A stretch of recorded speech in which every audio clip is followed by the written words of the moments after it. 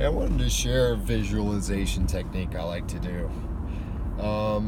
And in my mind, sometimes I describe this as like the hippie logic that proves that the fundamental principle of the universe is love. You know, you hear people talk about that all the time. You know, in the music of the 60s and, literature, all kinds of stuff.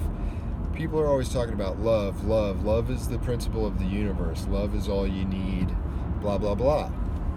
And it took me a long time to, get in touch with that. And, where are they getting that? Why are they saying that? How, there's all kinds of bad stuff that happens in them. How are they getting in touch with that? So, this is what I like to do. And actually, I'm going to give a little bit of background.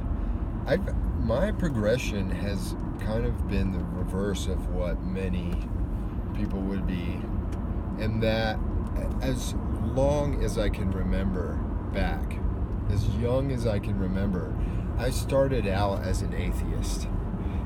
I just could not get it. I could not see what they were talking about. When we moved to Georgia when I was 4, and my parents put me kind of as a babysitting thing in like a Christian preschool. And all of a sudden one day I found myself during choir, and people are singing all these hymns and stuff, and they were doing Bible study and stuff, and I immediately I was like, nah, this is not for me. I'm not just gonna copy everybody and sing the songs and do it. And all throughout elementary school, middle school, and high school, I was a huge atheist. I started as almost like a scientific materialist. I can't see what you're talking about. There's no evidence for this. But slowly, through reading a lot of material, philosophy, spiritual texts of the world, but mostly from observation of the physical world outside and also the internal world inside. And I must say psychedelics, which probably ruins my credibility immediately, but what I'm about to share with you will kind of show my thought process, because it started for me with just considering the physical world, the complexity of it. Just one single tree, considering all the leaves on that tree, and then all the different patterns and veins in a single leaf, and the cells of that leaf, and then the molecules and the atoms that make up those cells on a single tree, and the complexity, and then asking questions like, why is it there? Why doesn't it even exist? How did it get that way? How these trees reproduce. Just to start to consider the complexity of the universe, the amount of variance, and how all of it manifests as unique, discrete entities. All kinds of things like this. It blows my mind that with the English language there exists, a somewhat finite amount of words, right? But that, I've been alive 37 years, and every day I'm still forming unique sentences. I'm putting words together in ways that I've never said before. Every day I'm forming unique sentences, unique ideas, and that's true for everybody. And that's true for every manifestation in the world. Everything is unique. The amount of variance is unbelievable. The amount of complexity is unbelievable.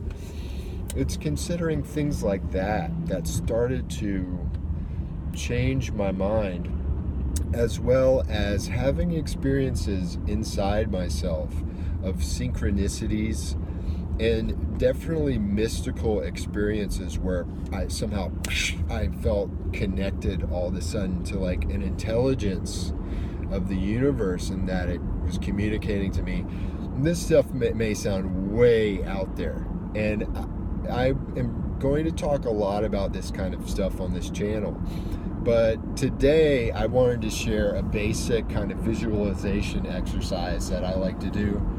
And you can use this as a meditation. Frequently I use it as a meditation. And it's kind of an expanding awareness meditation.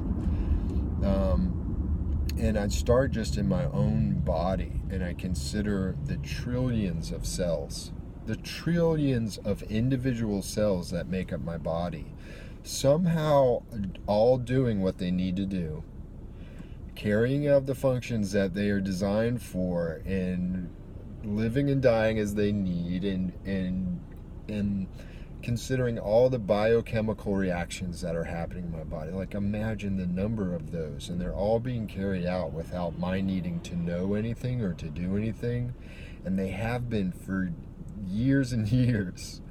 Okay, and then I expand out and I consider all the atoms. If there's trillions of cells just in your body, consider the amount of atoms. It's unbelievable. And just expand out in a radius. Expand 10 feet out and consider all the atoms in that 10 feet spherical radius from yourself. Expand outward from there to 100 yards, and consider all the biochemical reactions in the plant life that are occurring, and the other people that are occurring, all the brain waves and thoughts and neurological impulses that are occurring simultaneously. It's all happening simultaneously in the other people and all the atoms in there, and then expand out to your whole city. And consider all the thoughts that are being thought, all the nerve impulses, all the biochemical reactions in animal life and plant life, and all the atoms and all the matter in that radius of your city. And then expand out to your country, and then expand out to the entire earth. Consider all the atoms that make up the earth. It's an unimaginable number. And all the things that are happening simultaneously, the complexity of it is inconceivable. The human brain cannot hold on to that. Okay, but it's all orchestrated like a symphony. It's all happening simultaneously. Expand out to the solar system. The fact that these planets are in these perfect orbits, not just perfect, it's like artistically perfect, with elliptical orbits. They're not perfect, circles. They're ellipses, and it's like a ballet that's occurring, and it's artfully set up. That's the thing. It's like, if you consider reality and the complexity of reality and how it's all occurring simultaneously and doing what it needs to do, and it all somehow seems to work, it's artfully orchestrated. And expand out beyond the solar system to the galaxy, and consider all the atoms and all the processes, the chemical reactions, the physical reactions, the laws of physics, and expand out to the whole universe and consider it in one moment, one infinitesimal moment, everything that's occurring simultaneously. Okay? And then take all of that, just one moment, everything that's occurring in the universe in one moment, and let's reduce all of it down to a binary decision, a binary true-false statement of whether all this almost infinite complexity, artfully orchestrated, it's a binary statement whether that exists or doesn't exist. There's only two choices, that all of this could either exist or not exist. And to me, the fact that it does exist is a testament that the fundamental principle of the universe is love. And this goes back to, like, Indian tantric thought and other Eastern religions and the esoteric tradition, Western esotericism, where a lot of it is dealing with masculine, feminine, Shiva Shakti kind of stuff. That's another thing I'm going to talk about eventually, is that the principle of duality, how everything we're seeing is manifested because of duality. That's a whole other subject. I don't want to get into that. But let's take it to that binary decision of it will blow your mind when you start to think about every action that's occurring in one moment. It will blow your mind, the complexity of it, but why is it even here? It just as easily could none of it be here. All of it could not exist just as easily. That could be an option. That's just as easy of an option. So the fact that it is, and it's all of this infinite complexity, unbelievable complexity, beauty when you consider about it. Just look at one tree and the leaves and the beauty and the colors and everything in the universe. That the fact that it exists when it just as easily could have not existed, something wanted it to exist. Something saying, yes, let there be everything. Let there be infinite complexity. I want to see what it's like. That's love to me. It's rejoicing. Something is rejoicing in just manifestation. That's the way I like to think about it. And I think our fundamental purpose as intelligent beings is to model that. And, this is in Christian theology, that created in His image. But that means to model the creative principle of the universe.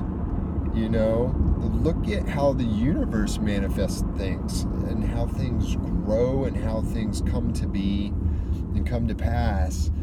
We're supposed to model that. Rejoice in what you manifest. Rejoice in what you experience and create. Rejoice in just being alive and every sensation and every thought that you have and every expression and every interaction you have with other beings and animals and plants that you eat and everything. It's rejoice in creation. Rejoice in it. That's a visualization that I like to do. If you do that enough and you truly get in touch with that expansion, starting just from within your self and considering the complexity happening in yourself that you're not in charge of. You can't tell a single cell in your body to hold off on that biochemical reaction, do that 5 minutes. You have no control.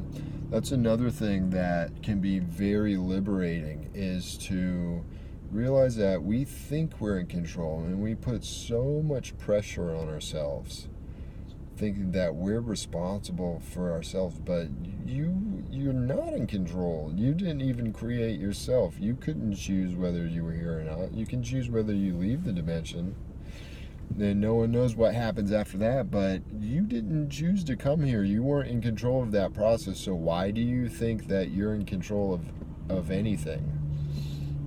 This is something I want to talk about later, because really what I'm hinting at is karma yoga from the Bhagavad Gita, that everything you do should be a sacrifice to that creative principle, whether you can call it God, source, the universe, the Tao, whatever, Shiva and Shakti. Sacrifice all your action to that creative principle, because that's where it comes from. You think you're in control and that you're making decisions and you're doing things, but are you really? Are you just a finger on the hand of God that's doing what you're supposed to be doing? That can sound really abstract. That's a whole nother thing also that I want to get into later.